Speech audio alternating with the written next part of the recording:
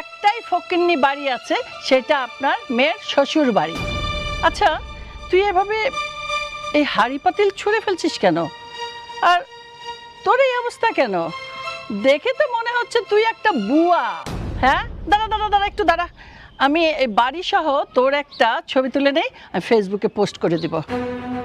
মা, তুমি আমার কাজের বউয়ের মতো দেখতে দেখা যাইতেছে দেখা মজা নিতেছো, এর জন্য এই কথা কইতেছো না? বাড়ি ঘরের অবস্থা কি? ছি ছি ছি ছি ছি ছি। এখানে কি মানুষজন থাকে? এ তো গরু ছাগল থাকার উপযুক্ত না। তোরা থাকিস কি করে? হ্যাঁ, মা, তোমার পায়ের জুতাটা খুইলা আমার ইচ্ছা মতো মারো। আমার কপালটা তো খারাপ, আমার কপালটাই পোড়া।